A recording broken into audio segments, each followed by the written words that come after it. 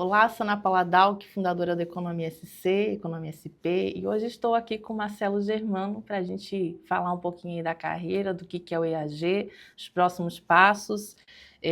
Inclusive, a gente se conheceu há pouco tempo, né? E para te falar a verdade, assim, antes da Larissa, né, que é a nossa amiga aí em comum, eu não te conhecia e quando eu vi quem era você, eu fiquei, cara, inclusive você é meu vizinho. Então aí a gente tem acesso a uma pessoa muito importante. Estou muito feliz por estar aqui, por ter esse acesso e poder conversar contigo hoje. Obrigado, Ana. Obrigado aí pelo convite. É uma honra estar aqui e estou aqui para contribuir da melhor maneira possível. Sim, a gente vai começar falando da sua carreira, né? Então, eu sei que é aí que você começou a trabalhar com seu pai aos 13 anos. Tem uma influência empreendedora muito forte desde cedo, que não é comum no Brasil, né? A gente pensa num cenário nacional. E queria que tu contasse um pouco, assim, como é que se desenvolveu, né? Os negócios que você foi tocando aí ao longo do tempo, rapidamente, assim, para a gente saber quem é Marcelo Germano. Legal. Hoje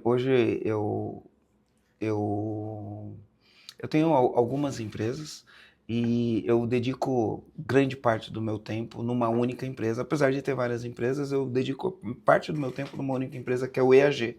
O que significa EAG? É Empresa Autogerenciável.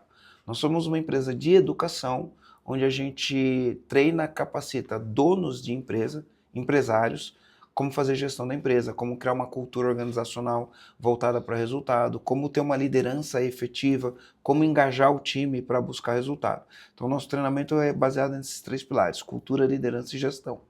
A gente já treinou hoje mais de 9 mil clientes, temos centenas de casos de sucesso documentados, né? Centenas de casos, e temos aí milhares de depoimentos, tanto dos nossos treinamentos pagos quanto do nosso conteúdo gratuito. Então a gente tem um podcast que está entre os top podcasts de negócio do Brasil. Já ficou muito tempo entre os top 10 podcasts de negócio do Brasil. Hoje a gente está entre os top 40 podcasts de negócio do Brasil. E lá a gente entrega muito conteúdo, a gente entrega ouro mesmo. Eu tenho centenas de pessoas que obtiveram resultado com conteúdo gratuito acompanhando pela internet. Né? Bom, aí tudo isso é uma trajetória, né? Como que eu chego no EAG? E aí vem disso que você falou. Eu venho de uma família simples, mas quando nasci meu pai já tinha o empreendimento dele, né? Já tinha o negócio dele. E meu pai, acho que ele empreendeu porque hoje as pessoas empreendem.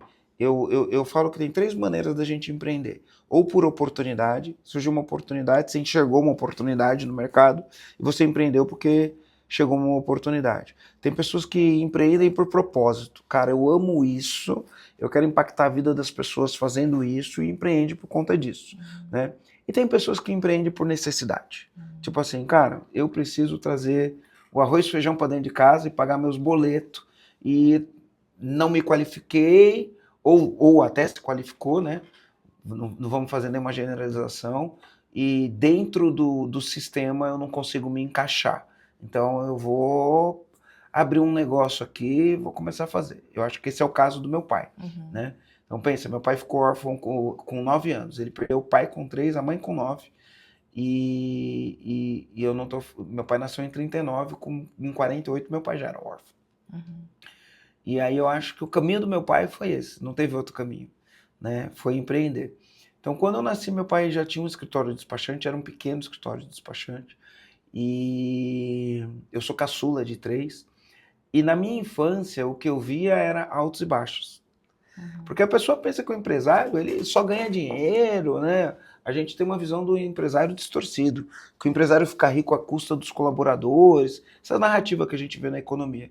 E a grande verdade é que a maioria dos empresários, eles vendem almoço para pagar janta. E a maioria dos empresários vive num picos e vales. Então, eu vi isso na minha infância, né? Picos e vales. O que é o pico? Pô, chegou um Natal, a minha memória de criança era: tinha Natal, que tava todos os primos em casa, tinha presente para todo mundo, era mó diversão.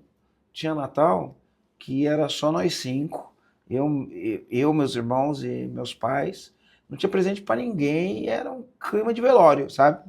Era um clima de velório. A criança não entende isso direito, né? Por que num ano é de um jeito, no outro ano é de outro jeito? E essa foi a trajetória do meu pai, picos e vales. Hora estava bem, hora estava ruim, hora estava bem, hora estava ruim. Eu, com 13 anos, eu queria uma bicicleta. Meu pai não queria me dar bicicleta. E eu fiz uma proposta para o meu pai. Porque eu sou de uma época em que você tinha que saber datilografia. Uhum. Sou de uma época que tinha que saber datilografia. Não existia computador, né? Era máquina de escrever. Então, de pequeno, você fazia datilografia. Eu não tinha, ou eu não tinha, ou meu pai não queria, a gente não tinha matrícula em escola de datilografia, mas a gente tinha máquina de datilografia, porque era o escritório despachante, o escritório despachante tem máquina de datilografia. Então eu sempre ia para o escritório do meu pai para ficar treinando ali a datilografia. Então com 13 anos, e de final de semana eu ia no escritório do meu pai ajudar ele. E aí com 13 anos eu falei, pai, eu quero uma bicicleta, ele falou que não ia dar, eu falei, então tem uma proposta, eu vou trabalhar com você 6 meses, e aí você me dá uma bicicleta. E aí eu trabalhei com meu pai 6 meses. Eu ia para a escola de manhã, saía da escola, ia para o escritório, trabalhava. Com 6 meses ele me deu a bicicleta, aí eu saí. Aí eu saí, prestei vestibulinho, na época tinha um negócio chamado vestibulinho, nem sei se existe isso hoje, que era para quem quer entrar no colegial na escola técnica. Eu sou de São Bernardo do Campo, que era pensa que era São Bernardo do Campo, era uma cidade totalmente industrial. As grandes montadoras estavam todas lá. Né? Tudo que era ligado ao setor automotivo, Volkswagen, Ford, Mercedes, Black & Decker não, era Santo André, mas Toyota, toda a cadeia de fornecimento para a indústria automobilística era em São Bernardo. E então a escola técnica era muito forte, Senai era muito forte. Então, quando eu me formei no primário, no ginásio, chamava ginásio na época, né? No primeiro grau, aí eu fiz vestibulinho e entrei na ET, que era uma escola técnica. E era uma época de greve. A escola toda hora entrava de greve, a escola estadual, toda hora greve, greve, greve. Eu fiquei com medo de perder o ano, não queria perder o ano, né? E aí eu resolvi mudar de escola. E eu falei, pai, tá tendo muita greve, vou perder o ano, eu vou me matricular no Anchieta. Só que o Anchieta era uma escola paga. Meu pai falou, não vou pagar. Falei, beleza, eu vou estudar à noite, vou trabalhar de dia e eu pago. E foi assim que eu me formei no colegial. Eu trabalhava, sou de São Bernardo do Campo, morava em São Bernardo do Campo, ia até o centro de São Paulo, na Rua Barão de Itapetininga, trabalhava o dia inteiro, então saía de casa às 6 horas da manhã, levava marmita, trabalhava o dia inteiro. O dinheiro que eu ganhava era para pagar o colegial. Saía do trabalho às 5 horas, 2 horas de trânsito até chegar na escola, ia direto para a escola e saía da escola às 10h30, só ia jantar depois que chegava em casa, sempre depois das 11. E assim eu me formei no colegial, trabalhando durante o dia, estudando numa escola paga à noite, me formei no colegial e entrei na faculdade. Quando eu entrei na faculdade, eu tinha uma visão meio distorcida das coisas, porque hoje é uma época que muita gente faz faculdade. Na minha época, normalmente era assim, ó, eu fui o primeiro da minha família, apesar de ser o caçula, eu fui o primeiro a entrar na faculdade, da minha família, apesar de ser caçula. Eu tenho um primo que foi o primeiro da família inteira, assim, da família da minha mãe, ele foi o primeiro a entrar na faculdade, né? Assim como eu tenho um da família do meu pai, o que foi o primeiro a entrar na faculdade, de todos os irmãos do meu pai. Da minha família, em casa, não dos tios e dos primos, eu fui o primeiro. E aí quando eu entrei na faculdade, a gente tinha uma visão, né? Pô, entrou na faculdade, porque hoje faculdade é um negócio que todo mundo tem condições de fazer, ou quase todo mundo tem. Na época, era um negócio meio raro, era difícil encontrar alguém que era formado, tinha faculdade. E aí eu acreditava que só o fato de fazer faculdade eu podia ganhar mais. Então eu passei na faculdade, cheguei na empresa no dia seguinte e falei, eu quero um aumento. Quero aumento. Mas por que você quer aumento? Porque eu entrei na faculdade. Né? E a gente sabe que hoje eu sei que o mundo não é assim, mas era o que eu acreditava na época. Ela falou, não é porque você entrou na faculdade você vai ter um aumento. E aí eu falei, então me manda embora. Ela falou, não posso te mandar embora. Né? Eu não tenho nenhum motivo para te mandar embora. Eu falei, então me dá minhas contas. E eu pedi as contas e falei, eu vou sair, vou procurar um emprego. Agora estou na faculdade e vou ganhar mais. Né? E aí acabei trabalhando, por incrível que pareça, eu fui trabalhar com... Hoje a gente tem várias... A mídia é diferente. Né? Na época, numa época que não existia internet, a mídia era páginas amarelas e guias de bairro. Eu fui trabalhar vendendo anúncio em guias de bairro. E era porta a porta. Então eu saía na rua, entrava nos comércios, procurava o dono para apresentar a oportunidade de ele anunciar naquele editorial que era um guia de bairro. E era pesado, porque era andando, entrando num estabelecimento, em outro ouvindo não, ouvindo xingo, fazendo venda, enfim. E aí, às vezes, quando eu estava muito cansado, eu parava no store do meu pai, né?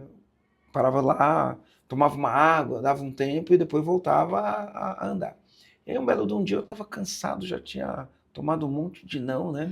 A vida de vendedor porta a porta é não um atrás do outro. Tem que ter muita resiliência, né? Já tinha tomado um monte de não, estava cansado de tomar não. Fui para o escritório do meu pai, quando cheguei lá, as portas do escritório do meu pai estavam fechadas. Falei, ué, o que aconteceu? E aí meu pai, ele estava, só ele e um funcionário. Então, o funcionário atende o balcão, meu pai vai pro Detran, dar entrada, não sei o quê, e aí, enfim, não sei o que aconteceu, o funcionário saiu, meu pai ficou sozinho, e aí ele fechou as portas para poder dar entrada nos documentos que tinha entrado de manhã. Fico olhando aquilo e falei, meu Deus, isso aqui não tem como dar certo. E a família dependia daquele escritório, né? Não era eu dependia do escritório, a família dependia, porque por mais que eu trabalhasse, ainda quem sustentava a casa era aquele escritório.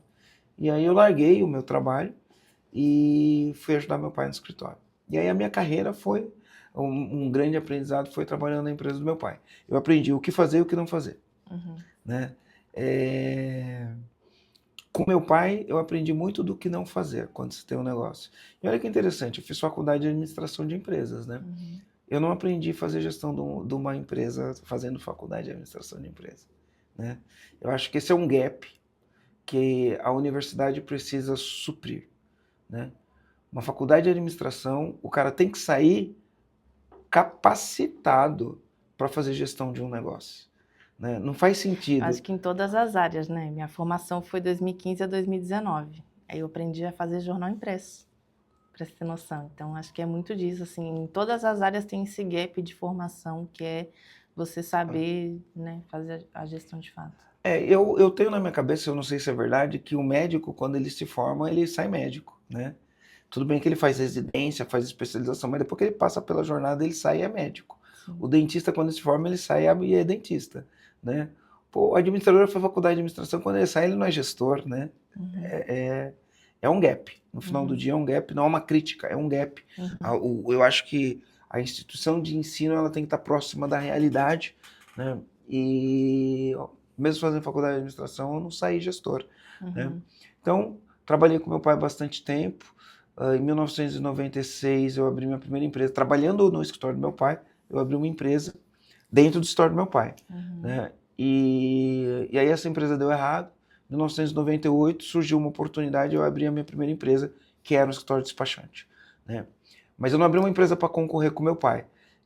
Meu pai, ele tinha um tipo de cliente que era caminhoneiro. Meu pai ele era muito conhecido pelos caminhoneiros e essa era a clientela do meu pai. Eu abri para trabalhar fazia documento de carro, mas era um outro público que eu atendia. Então eu tinha muito o objetivo de atender o público B2C. Eu abri num ponto que o ponto era muito bom, né? E a minha visão na época era, cara, se eu abrir um escritório aqui nesse ponto, era o primeiro hipermercado 24 horas do Brasil, foi o hipermercado Extra, era o hipermercado que tinha 9 salas de cinema, tinha praça de alimentação, tinha loja de outlet da Nike, isso em 1997, né?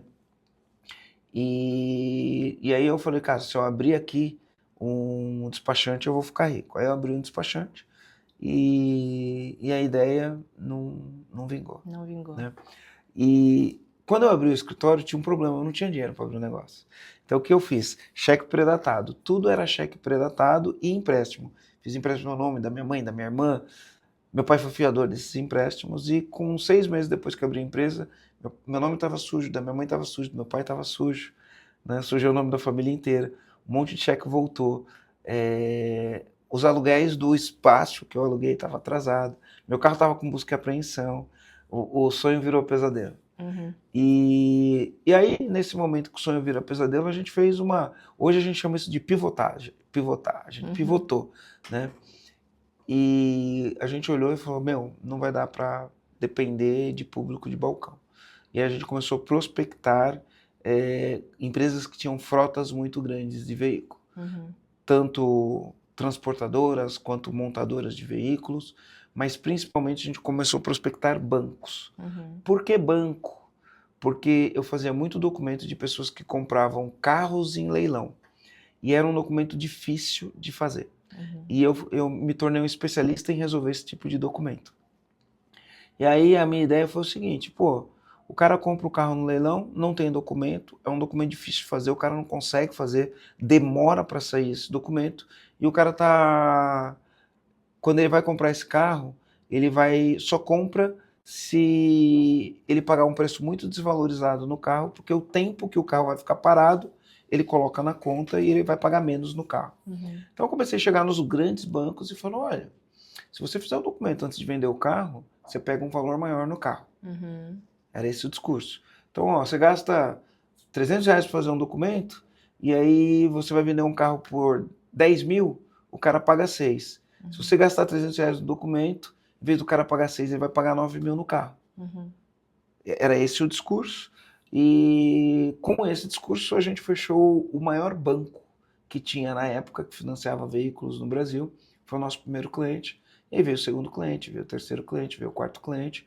E aí a gente conseguiu sair daquela situação de desespero, né? Uma situação que parecia um beco sem saída. A gente encontrou uma luz no fim do túnel e a empresa começou a crescer e a vida mudou. Então, quando fui ver, eu estava morando no melhor condomínio da cidade, a empresa estava crescendo, eu já estava com mais de 40 funcionários, tinha o carro dos sonhos e minha vida literalmente mudou. Só que eu trabalhava muito, mas muito, muito. Quando eu falo que eu trabalhava muito, eu trabalhava de segunda a segunda. Pensa que eu estava num lugar que era 24 horas, né? Então, eu começava às 6 da manhã e eu ia até às 10, 11 da noite, todo santo dia. E quanto mais eu crescia, mais eu tinha que trabalhar. Né? Quanto mais eu crescia, mais eu tinha que trabalhar. E isso foi até 2006, quando em 2006 eu assisti um filme no cinema, que era o filme Clique, com Adam Sandler. E por que eu assisti esse filme? As pessoas começaram a falar assim para mim. Pensa que dos meus amigos, eu fui o que mais despontou. Né? Dos meus amigos, eu fui o que mais despontou mesmo. Eu era o que mais ganhava dinheiro, eu era o mais bem sucedido, só que eu era o cara que mais trabalhava também. E aí as pessoas começaram a chegar para mim e falaram, Marcelo, assisti um filme, lembrei de você. Marcelo, assisti um filme, lembrei de você. E eu fui assistir o filme, fui com minha ex-mulher, que era minha mulher na época, e comecei a assistir o filme. Não tinha filhos ainda, em 2006, não tinha filhos. Minha primeira filha nasceu em 2008. E aí, conforme o filme ia passando, ela me cutucava e falava, igualzinho você, igualzinho você. E eu gosto de falar que no final do filme, para quem não assistiu o filme, assista, né? Eu gosto de falar que no final do filme ele era tão pobre, mas ele era tão pobre que a única coisa que ele tinha era dinheiro. Né? E para mim foi chocante aquele negócio, né? Então, pô, nas minhas reflexões, eu falei, não dá para continuar do jeito que eu tô, né? E aí eu pedi ajuda, né? Levantei a mão, pedi ajuda, contratei alguns consultores e comecei a fazer gestão da empresa, que até então eu só trabalhava, não fazia gestão. Muito louco isso, né? Você tem uma empresa, 40 funcionários, faturando alto, e aí quando você olha, você fala, eu não sou um gestor, eu sou o cara que carrega a carroça nas costas, sabe? E aí eu comecei a implementar metodologias de gestão, implementamos lá um sistema de gestão da qualidade, estabelecemos rotinas de gestão, a empresa ficou mais eficiente, a empresa ficou mais lucrativa, a empresa cresceu mais, mas eu continuava trabalhando feito louco. Quando a minha filha nasceu em 2008, eu saía de casa de manhã, ela estava dormindo, eu chegava em casa à noite, ela estava dormindo. Nos primeiros 6 meses da vida da minha filha, o meu contato com minha filha era o choro. Porque ela acorda de madrugada, chorava, e aí eu ia cuidar da minha filha, que ela estava chorando. Era esse o contato. E aí eu comecei a tentar entender, né? Fui conversar com o meu consultor lá, falei, cara, por que a gente tem gestão da qualidade, tem ISO 9000, a gente tem tudo e continuo trabalhando nesse ritmo? Marcelo, cultura. Cultura da tua empresa não funciona. E aí eu falei, bom, o que é cultura? É o jeitão que tua empresa funciona. E aí eu mergulhei a fundo, vamos entender que é cultura, né? Aí fui fazer um MBA, uma pós-graduação, fiz um treinamento no Dale Carnegie de relacionamentos interpessoais e comecei a ler tudo que eu podia sobre cultura. E aí comecei a fazer o trabalho. E aí quando eu fui ver, eu tinha mais tempo, tinha mais qualidade de vida, né? Eu que não tirava férias, passei a tirar 4 férias por ano. Eu que não tirava férias, passei a tirar 4 férias por ano. E aí, quando deu 2010, eu fui para uma Copa do Mundo, na África. Fiquei uns dias na Copa do Mundo. E aí começou a brotar no meu coração o desejo de fazer um MBA fora do Brasil. Eu sempre fui focado no estudo, né? Depois eu vou falar um pouquinho sobre leitura. E aí o meu inglês não estava tão bom, eu falei, não, vou ficar pelo menos uns 6 meses para melhorar meu inglês, para depois fazer o GMAT, que é o teste para você fazer MBA numa universidade americana.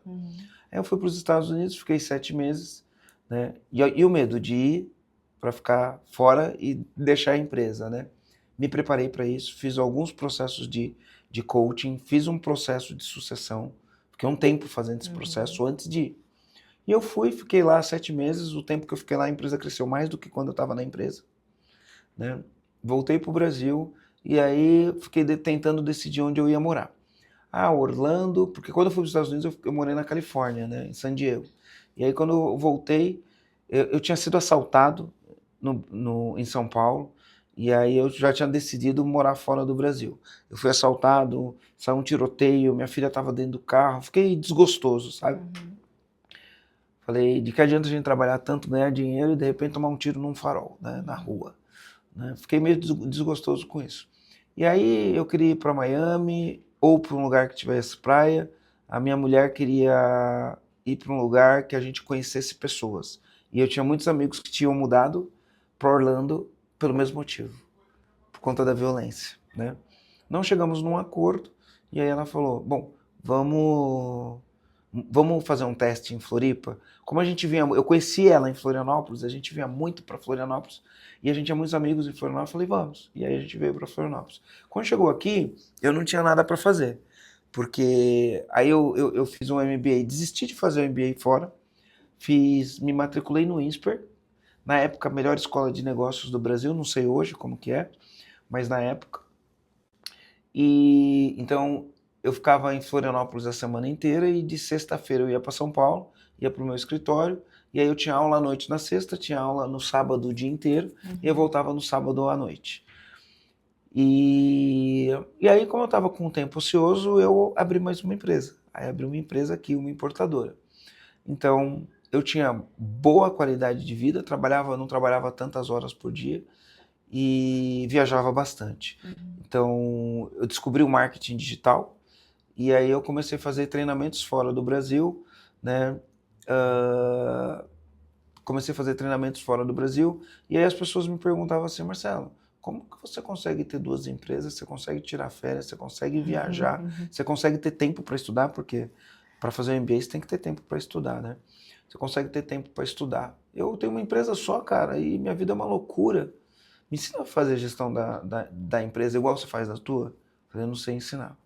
E aí eu fui, deixa eu ver o que tem no mundo de referência.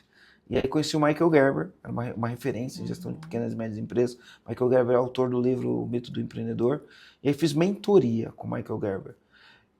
Fiz mentoria, fiz todos os treinamentos dele. Depois eu conheci uma empresa chamada Strategic Coach, que também treina empresários. Fiquei 2 anos fazendo um programa com eles para entender como que era. E aí em 2015 eu monto o EAG, que chama Empresa Autogerenciável. Por que o nome Empresa Autogerenciável?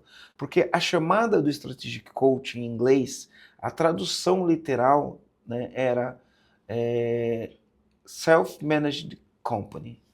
Empresa auto, era uma tradução literal.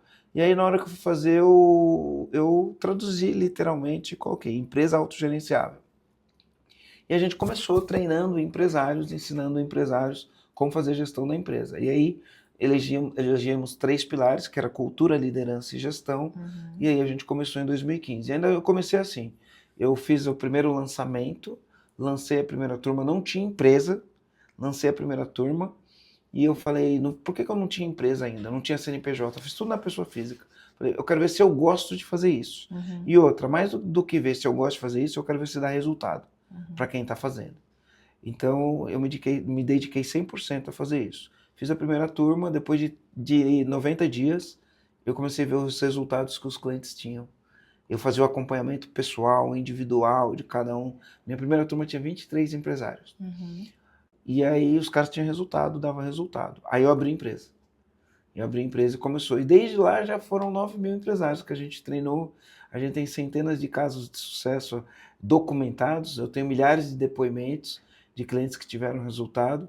E a gente vem fazendo esse trabalho desde então. Somos pioneiros, eu posso falar que nós somos pioneiros nesse tipo de treinamento, né, no Brasil, de fazer treinamento voltado para o empresário, imersão empresarial e fazer acompanhamento individual do empresário. Bom, Marcelo, quem acompanha você, principalmente aí no seu Instagram, que você está ativo diariamente, são quase 1 milhão de seguidores, eu até achei muito bacana esse número. E no canal de vocês aí no YouTube também, com conteúdo gratuito, são... YouTube 570 mil. 570 mil. Não sei antes, assim, porque eu te acompanho um pouco mais recente, né? Mas tu compartilha essa tua rotina aí no modo CPF e no CNPJ, né? E a gente estava aí falando antes que acho que não tem mais como diferenciar tanto, né? Agora eu entrei aqui na minha casa e estou só com a minha cabeça na família, pensando aqui no que eu vou fazer, ou vice-versa, quando eu entro na empresa, eu só vou pensar na gestão do negócio. Eu acho que hoje está um pouco mesclado e um retroalimenta o outro, um influencia o outro. Como é que foi para você ter esse despertar também de que o autocuidado faz parte da questão empresarial, de você também poder estar pleno para também passar esse conhecimento para outros empresários? E como é que também os empresários podem começar a adotar essas práticas, né? Legal. Eu queria antes fazer duas frases que eu gosto aqui. Primeiro é que a empresa é um reflexo do dono, né?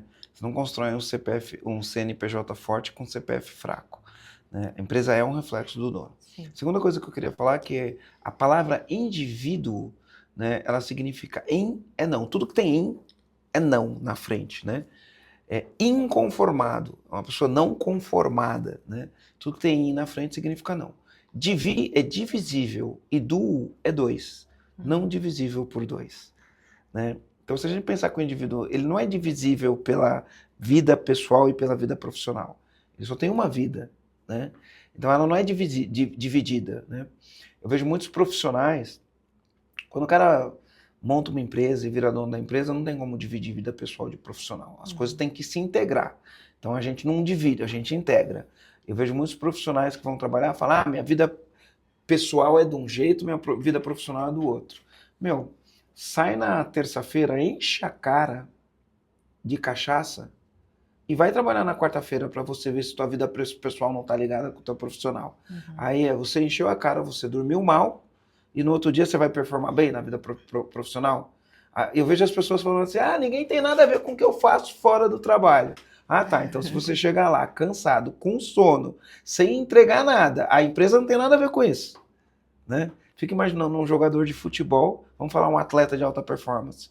Imagina um nadador, né, que compete em alto nível, ficar sem dormir, encher a cara de cachaça, o que acontece? Um jogador de futebol de alto nível que enche a cara de cachaça, não dorme direito, o que acontece no dia seguinte quando ele vai jogar bola? Não vai jogar bola, né? Ele não vai jogar em alto nível. Então, a gente não é divisível por 2, a gente tem que integrar a vida pessoal com a vida profissional. O que você faz fora do teu trabalho importa sim. As pessoas mais medíocres, elas vão discutir outra coisa, vão falar coisas que não dá nem para começar a conversa. Não, o que eu faço fora da empresa, a empresa não tem nada a ver com isso. Não dá nem para conversar com a pessoa que pensa desse jeito, né? O nível de consciência em relação a vencer na vida tá fora de... A pessoa não está pensando em vencer na vida. Ela está pensando em acontecer algum milagre, e porque ela tem direitos e porque a pessoa que está pensando em vencer na vida, ela está olhando para essas coisas. Não quero dizer que a pessoa não pode tomar um vinho, não possa tomar uma cerveja. Não, quero dizer que tem que cuidar do templo, né? E o templo é o nosso corpo. Porque é através deste corpo, desta cabeça, desse cérebro, que eu vou realizar coisas, que eu vou ter clareza para fazer as coisas, que eu vou ter energia para fazer as coisas. Então, a gente precisa dessa integração. E eu treino consistentemente, eu vou falar que há mais de 20 anos. Né? Mais de 20 anos que eu treino. Faz 20 anos que eu treino com personal. Né? Faz 20 anos que eu treino com personal. Lógico que eventualmente teve alguns momentos ali que você para de treinar 2 meses, 3 meses. Igual na pandemia eu fiquei 3 meses sem treinar, né? Mas depois volta. Então eu treino consistentemente há mais de 20 anos. O exercício faz parte da minha vida.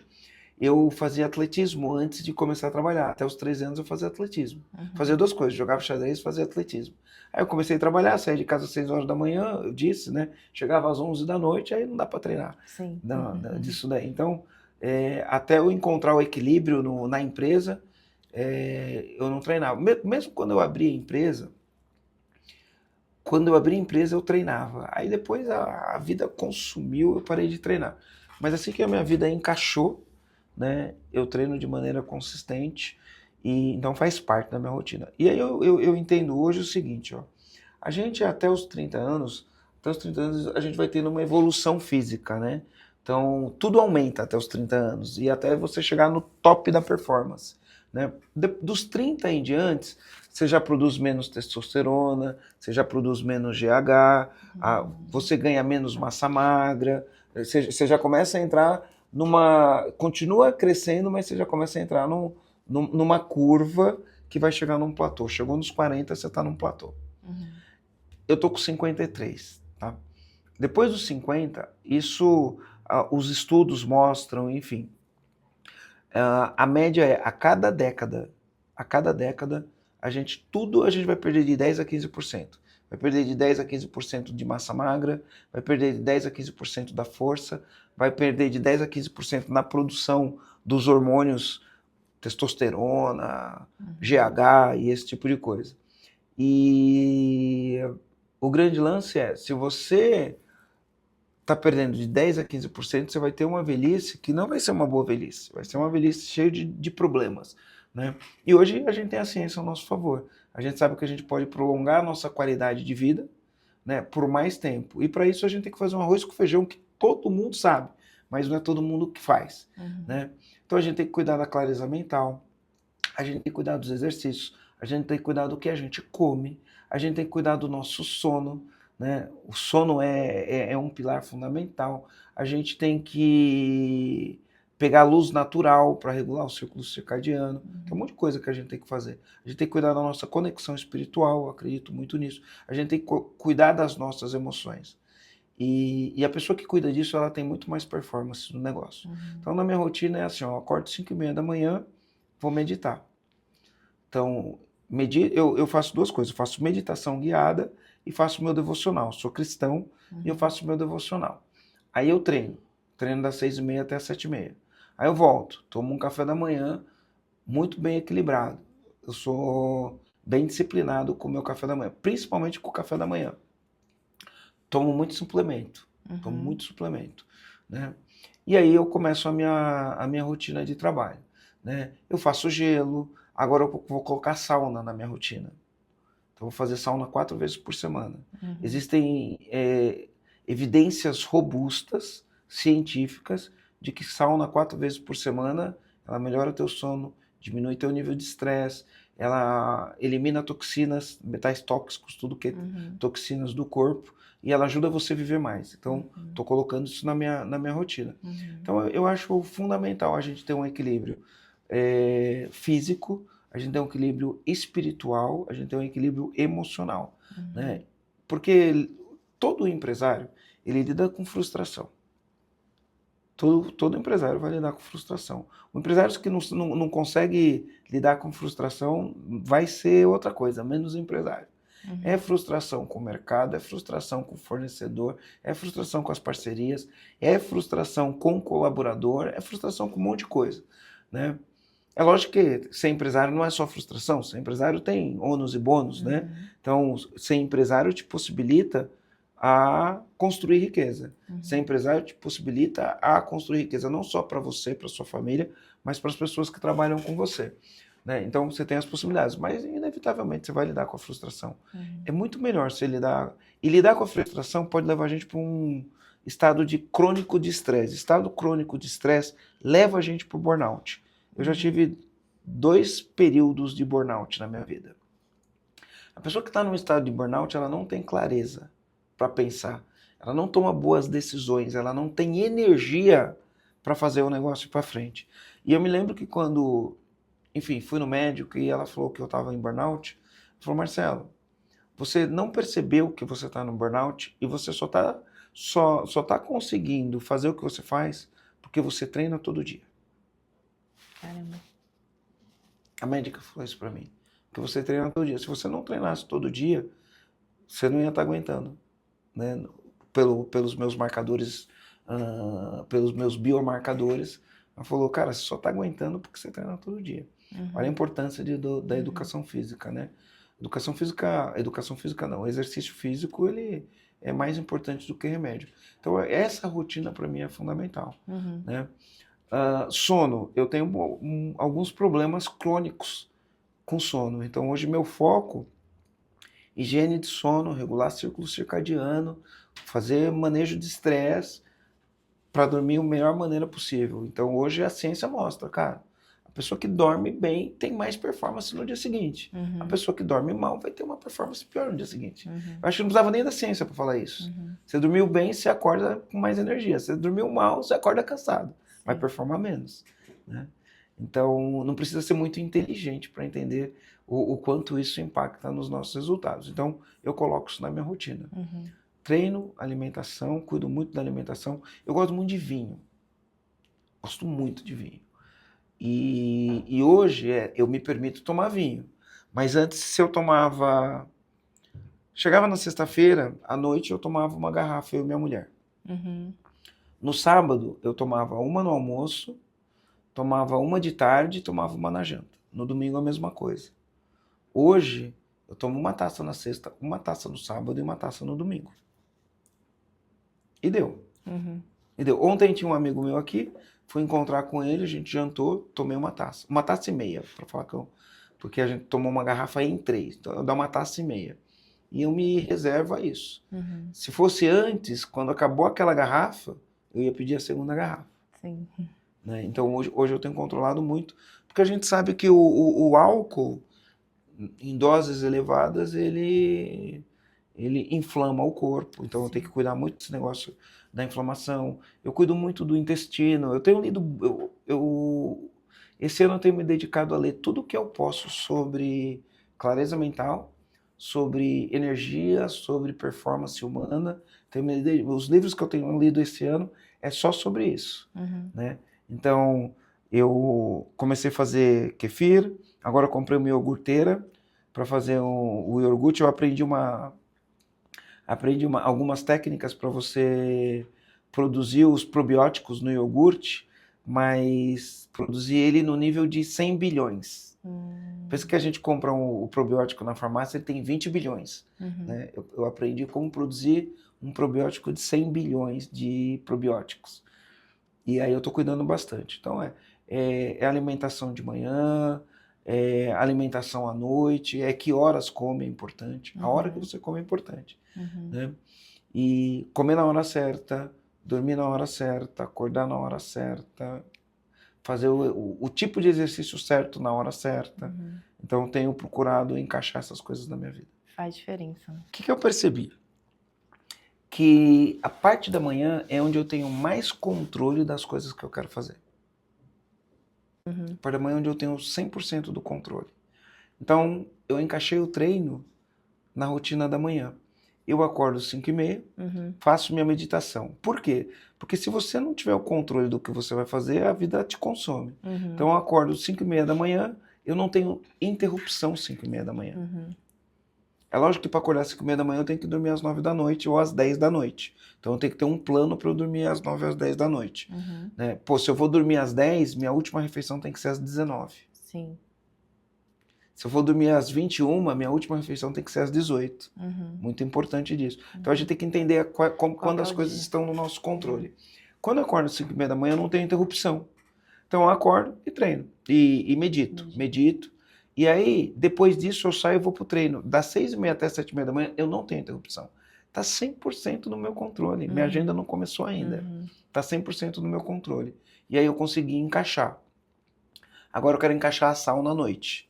Né? Agora eu tenho que fazer um ajuste da minha agenda para encaixar a sauna à noite. Porque a sauna é legal fazer antes de dormir. Então, quando a gente entende a nossa rotina, porque tem gente que tem a tarde mais no controle do que a de manhã. Sim. No meu caso, eu tenho a manhã no controle, então eu prefiro fazer de manhã. E o que eu quero dizer porque ter a manhã no controle? Porque às vezes, durante o dia,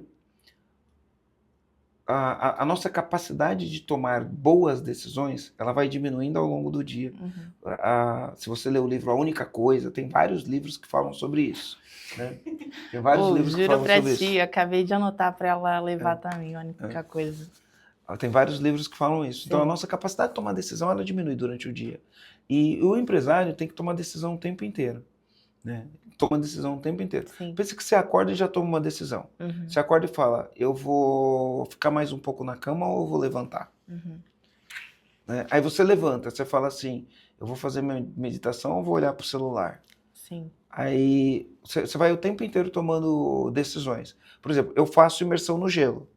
Né? Eu entro no gelo, literalmente. Né? É todo dia, não? Cold plunge. Não é todo dia, mas normalmente eu faço 5 dias na semana. Essa semana eu não fiz. Né? Mas semana passada eu fiz os 5 dias.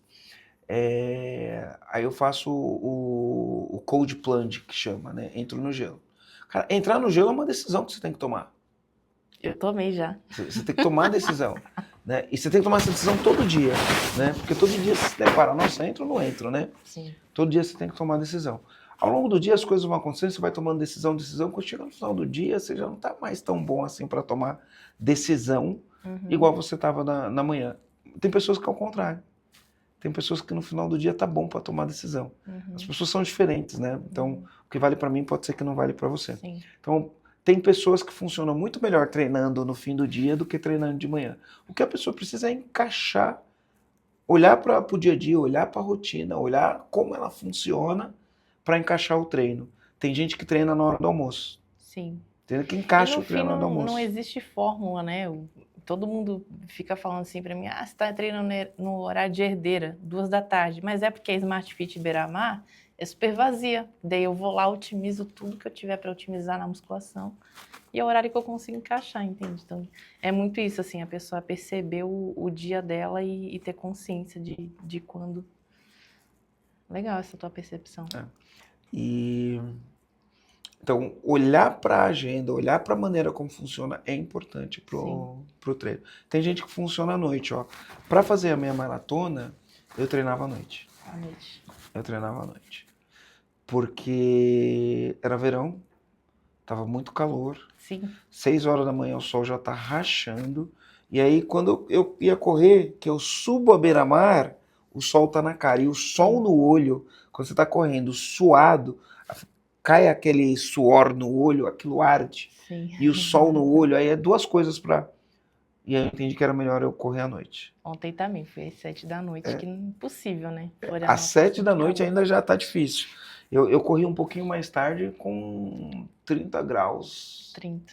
32, cheguei a correr 9 horas da noite a 32 graus a temperatura. Imagina você correr 7 horas da manhã com 32 graus e sol, porque uma coisa é você correr com 32 graus escuro, né? Outra coisa é você correr 32 graus com o sol rachando na pele, né? Bom, Marcelo, agora eu queria que tu comentasse com a gente aí os planos de EAG para ano que vem, o que a gente pode esperar também, talvez em um nível mais pessoal, em relação a novos hábitos, quais teus objetivos para 2026, o que a gente pode esperar que vem por aí? Bom, o EAG vai passar por uma... A gente já está passando por essa mudança, né? Então, a gente mudou o nosso posicionamento para EAG Educação. Por que EAG Educação? Porque debaixo de um guarda-chuva de educação, deixa de ser Marcelo Germano. Então, o Marcelo Germano, ele entrega uma imersão que tem cultura, liderança e gestão. Mas o meu público, que é o empresário, ele precisa aprender como fazer gestão com IA, ele precisa aprender sobre gestão de projetos, ele precisa aprender sobre marketing, ele precisa aprender sobre como estruturar um time comercial, ele precisa aprender como formar líderes, e aí eu posso ter diversos produtos que eu posso entregar para esse cliente, e eu vou entregar esses produtos não necessariamente eu estando fazendo a entrega, né? A gente montou um centro de treinamento na Square SC. Esse centro de treinamento, ele é tudo com telão, um centro de treinamento muito bem equipado, dá para colocar 200 pessoas em formato escolar, né, para fazer os treinamentos, e aí com o nosso próprio espaço, porque antes eu fazia em hotel, né, os espaços. Com o nosso próprio espaço, a gente consegue entregar mais produtos e serviços para esse público empresário que está sedento de tudo quanto é tipo de treinamento. Formação de liderança, está sedento de treinamento sobre como usar a tecnologia no negócio, gestão de projetos, marketing, estruturação de time comercial, enfim, estruturação de RH. Tudo isso a gente vai entregar agora no ano de 2026. Inclusive, eu queria que tu comentasse um pouco, né, que a gente falou no off, assim, que quando a gente pensa em imersão, a gente lembra de grandes centros, né? Então, São Paulo desponta muito com esse tipo de negócio. E aí tu vem, traz para Florianópolis e conta um pouco ali de como foi esse processo, né, de trazer gente, que hoje vem pessoas do Brasil inteiro. Então, como é que esse público, se é a maioria São Paulo, se vem gente do Brasil todo, qual que é o perfil desse empresário? Então vamos lá. Quando eu comecei, mesmo a empresa sendo de Santa Catarina e eu morando em Santa Catarina, eu fazia minhas entregas em São Paulo. Ah, tá. Né? Depois de muitos anos fazendo o que eu faço, era assim, pensa que a minha entrega são 3 dias. Normalmente é quarta, quinta e sexta. Toda a entrega que eu ia fazer, eu tinha que ir na segunda-feira para São Paulo. Não só eu. 20 pessoas do time vai para São Paulo. Então, uma parte vai na segunda, outra parte vai na terça. Eu ia na segunda, grande parte do nosso time ia na terça. E aí a gente entrega até sexta-feira e voltava no sábado. Uma entrega de 3 dias para a gente vira uma entrega de 6 dias. E é cansativo. A gente não dorme na nossa casa, a gente não dorme na nossa cama, não treina na nossa academia, né? É muito cansativo. Depois de, sei lá, 8 anos, 7 anos fazendo isso, eu falei, cansei. Eu vou fazer isso aqui em Florianópolis. Eu treino de manhã antes de ir fazer minha imersão. Eu durmo na minha cama, eu vejo as minhas filhas, e aí eu optei por, para que eu vou ficar viajando para São Paulo para fazer isso, né? Eu vou fazer isso aqui. A gente sempre teve gente, mesmo fazendo em São Paulo, grande parte do nosso público vinha dos diversos lugares do mundo. Vem gente do Japão, gente da Inglaterra, gente da Itália, gente da África, gente dos Estados Unidos, do México, do Chile e gente do Brasil inteiro. Manaus, Acre, Roraima, vem gente do Brasil inteiro fazer. Em São Paulo já era assim. E aí eu falei, se o cara vai até São Paulo fazer, ele vem até Floripa.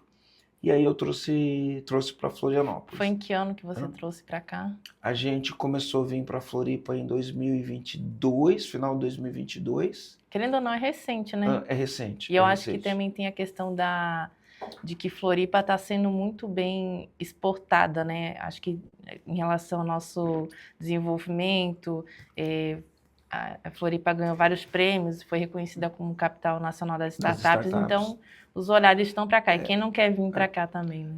Eu olho para o estado de Santa Catarina, eu tenho um olhar diferenciado. Eu não sou catarinense, mas minha filha nasceu aqui em Florianópolis. Eu venho para Santa Catarina desde 1997 e eu moro aqui desde 2012. Eu moro aqui desde 2012. E por que eu escolhi esse estado, né? Aí a minha leitura do estado. Poxa, se a gente parar para olhar, dependendo da análise que você faz, eu posso dizer que Santa Catarina é o estado mais rico do Brasil. Deixa eu explicar isso aqui, né? Quando a gente olha os estados brasileiros, em termos de tamanho, de território, Santa Catarina é o 20º menor território. 20º menor, né? População de Santa Catarina, 7.500.000. Quando a gente começa a olhar, a gente vai falar, nós somos o 6º PIB. Só para você ter uma ideia, tá?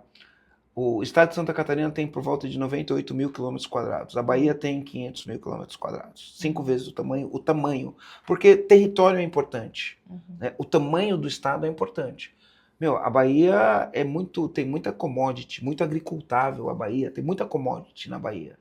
A gente não dá para o estado brigar com commodities, porque a gente não tem tanto tamanho, tanta área agricultável para brigar com commodities. Mesmo assim, 7 milhões e meio, a Bahia tem 15 milhões de habitantes. Mesmo assim, o PIB de Santa Catarina é maior que o PIB da Bahia. Quando você olha para o estado, nós somos o 6º PIB. Para quem a gente perde? A gente perde para São Paulo, depois vem Rio de Janeiro. O Rio de Janeiro também é um caso à parte, porque o Rio de Janeiro é metade do tamanho do estado de Santa Catarina. Tudo bem que a população do Rio de Janeiro é o dobro da população de Santa Catarina, mas é o 2º PIB do Brasil. O Rio de Janeiro também não tem território, mas tem petróleo. Né? Tem petróleo. E é o 2º. Depois vem Minas Gerais. Minas Gerais é gigante. Minas Gerais é um estado gigante, está entre os 6 maiores do Brasil, né? Em termos de tamanho, igual a Bahia. Aí depois vem Rio Grande do Sul, que em termos de território é o 9º maior território do Brasil, território grande, né? Bastante agricultura, enfim. Depois vem Curitiba, que também é maior em termos de território, uma economia pujante. Depois vem Santa Catarina. Só que Santa Catarina ele é o 20º em termos de tamanho, e é o 6º. É o estado que mais cresceu no primeiro semestre, é o estado que mais cresceu, é o estado que tem o menor índice de desemprego. E por que Santa Catarina é um estado tão forte, sendo que, se a gente for olhar as condições do território, elas não são tão favoráveis? Porque é um estado empreendedor. É o estado que tem os melhores índices de IDH e é um estado muito empreendedor. É um estado que tem muitas pequenas e médias empresas, ela é uma cultura de trabalho duro, e você vê que a gente tem, se a gente for analisar proporção de bilionários dividido pela população do estado, nós somos o estado que mais tem bilionários. Sabia disso? Tem muito case, né? Muito bom. Muitas empresas de renome, né? Sim. Você pega a WEG, a 5ª maior empresa do Brasil, a maior empresa de alimentos do Brasil está aqui. Né? A Bunge, a maior empresa de alimentos do Brasil, ela está em Santa Catarina. A gente tem várias empresas, grandes empresas de destaque nacional que são de Santa Catarina. Então, esse é um estado muito empreendedor. E aí a pessoa de Santa Catarina sai daqui para fazer treinamento em São Paulo. Não, tem que fazer treinamento aqui, tem que buscar a capacitação aqui. Então, é essa proposta que a gente vem. Mas a gente, para cá, Santa Catarina, já trouxe gente do Japão, já trouxe gente da África, já trouxe gente de todos os lugares do mundo para fazer treinamento aqui. Que loucura. Já trouxe gente. Inclusive, tem uma iniciativa aqui, que é a Founder House. Sim. Né? Eles trazem gente do mundo inteiro, porque o meu público é o brasileiro, o público deles não. Eles trazem gente. Toda semana tem gente de fora do Brasil vindo fazer algum tipo de coisa aqui na Founder House. Sim. Então, acho que a gente precisa deixar isso cada vez mais forte para o estado, porque é um estado forte, né? Ele é um estado forte. E uma coisa que a gente tem que olhar para Santa Catarina, né? Se você for olhar estrategicamente, como que Santa Catarina vai concorrer? Com cérebro. Né? Com cérebro. O Brasil tem uma fuga de cérebros. Então, o cara se forma, é um PhD em química, vai para a Europa. Aí chega lá, ele produz um negócio, faz uma patente lá e depois exporta para o Brasil. Coisas feitas para o brasileiro, em outro país, a gente está importando e pagando o dinheiro, em vez de ficar aqui, ele foi para outro país. Né? Santa Catarina tem muitas iniciativas. Aqui na ilha, lá no Sapiens, hoje tem um laboratório de P&D, 64 PhDs fazendo pesquisa, né, pesquisa e desenvolvimento de produtos. Eu acho que o caminho de Santa Catarina é isso, trazer cérebros, pessoas com alto nível de formação, PhD, pesquisa e desenvolvimento e desenvolver coisas que geram alto valor agregado. Já que não dá para competir com commodity, vamos competir com tecnologia. Né? A gente, Florianópolis, é a capital nacional das startups. Se não dá para competir com commodity, vamos competir com coisas que geram alto valor agregado. E coisas que geram alto valor agregado precisa de gente com alto nível intelectual. Né? Então, eu preciso de doutores, de PhDs aqui fazendo isso. Então, a gente tem muitas oportunidades nesse estado que não está sendo explorada da maneira adequada. Boas iniciativas do governo, boas iniciativas de grandes empresários aqui, E esse estado tem muito potencial de crescimento. Fora os eventos, né? A gente tem aí um monte de eventos também né? Startup Summit é acho que o maior case aqui de Floripa e traz aí também gente do mundo inteiro, né? Olha só, 25% do PIB de Florianópolis vem de empresas de tecnologia. É isso. 25% do PIB de Florianópolis. Do estado é 7%. Sim. Do estado é 7%. Agora, pensando aí que a gente falou bastante sobre desenvolvimento pessoal, profissional, né? Eu sei que tu tem aí uma biblioteca extensa, queria que tu indicasse aí uns 3 ou 4 livros essenciais aí para quem quer despontar em 2026, quer se desenvolver também. Então vamos lá, ó. O livro Hábitos Atômicos eu acho que é um bom ponto de partida, sabe? Hábitos atômicos, porque nós somos reflexo dos nossos hábitos, né? Aquilo que a gente faz todo dia, a gente é aquilo que a gente faz todo dia. Então eu recomendaria ali o livro Hábitos Atômicos. Para quem tem mais de 40, eu recomendaria ler o Outlive, do Peter Attia, né? Eu tô feliz que eu tô lendo com 28, né? Então, quando chegar no 40, eu já vou ter essa consciência. Eu não excluo quem tem menos, né? Sim. Mas chega uma hora que você tem que olhar para a tua vida e falar assim, eu quero viver bem, eu quero viver bem por muito tempo. Então, hoje as minhas leituras são tudo voltadas para a longevidade, né? Então, para quem tem um de hábitos, o Hábitos Atômicos, eu acho que é legal, um bom livro para ler. Um sobre saúde, eu acho que o Peter Attia é uma boa leitura, E um livro de desenvolvimento pessoal, eu recomendaria Poder Sem Limites, do Tony Robbins, um bom livro. Um livro antigo, eu falo antigo, não sei se é tão antigo assim, um livro antigo é Pai Rico, Pai Pobre, para mudar a mentalidade para construir riqueza, eu recomendaria o livro Pai Rico. Esse livro mudou minha mentalidade para construir riqueza. Né? Pai Rico, Pai Pobre é um bom livro. É lógico que pode ser que a pessoa leia o livro e fale assim, mas isso aqui não se funciona nos Estados Unidos, não funciona no Brasil. Né? Mas ele muda a tua mentalidade. Isso que é importante, né? Mudar a mentalidade. Então, eu indicaria esses livros. Aí se você falar, indica livro de gestão de negócios, aí eu indicaria o Mito do Empreendedor. Indicaria leia o livro Mito do Empreendedor para gestão de negócios. Para mim, ele é um livro must have, né? Você precisa ler esse livro. Sim. E a leitura está no teu dia a dia também, né? Você dedica aí a leitura está no meu DNA, né? DNA. Ela está no DNA. Meu pai, quando era pequeno, meu pai não teve estudos, né? Meu pai ficou órfão com 9 anos, não teve condição de estudar. Mas meu pai, ele lia gibi. Ele lia gibi e fazia palavra cruzada. Então, a gente lia muito gibi quando era pequeno. Né? Então, eu criei o hábito da leitura lendo gibi. Meu pai lia Mandrake, Fantasma, né? Ele lia muito, muito, muito. Batman, lia muito gibi. Então, de criança, eu comecei a ler gibi, e aí, para ir para livro, foi um pulo, né? E aí eu comecei a ler livro. Então, tá na minha rotina, ler livro. Teve épocas da minha vida que eu lia 2 livros por mês, teve épocas que eu lia 2 livros por ano, né? Agora eu tô lendo ali numa carga de leitura, tô lendo mais de 2 livros por mês. Tô numa carga mesmo intensa. lendo 2 por ano, ainda fica acima aí da média brasileira, né? Você vê, né? Eu tenho vergonha de falar de 2 livros por ano, né? O Wesley Lanogari, esses dias foi lá em casa. Aí a gente tava conversando, tava eu, ele e o sócio dele, o Rafa Lara. E aí ele pegou e falou, eu tenho estudado em média 5 horas por dia. Ele falou, tenho estudado em média 5 horas por dia. Rafa, quantas horas você tem estudado por dia? Aí o Rafa falou, eu tenho estudado em média 1 hora por dia. Eu falei, e você, Germano? Fiquei com vergonha, né? Falei, eu acho que eu tenho estudado 1 hora por semana. Falei pra ele, tenho estudado 1 hora por semana. E aí a gente olha e fala assim, quando foi que a gente deixou de fazer o que a gente gosta, né? Sim. E aí eu voltei, né? Voltei a leitura, né? Tenho lido bastante mesmo, Hoje as minhas leituras estão focadas para a saúde. Então, nos últimos 3 meses eu li Superintestino, Glicose, Peter Attia, Revolução dos Músculos.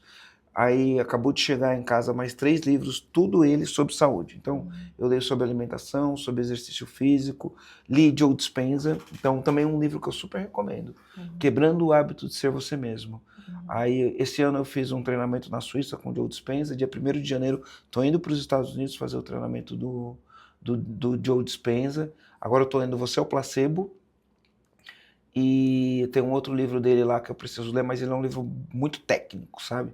Um livro mais difícil de ler, mas comecei a ler. Já li o primeiro capítulo dele, mas é um livro bem difícil de ler mesmo. Muito conhecimento, né? Querendo ou não, muito conhecimento no fim, né? Acho que é o que mais contribui para empresário e como pessoa no fim é você aprender diariamente, enfim, manter esse hábito de leitura.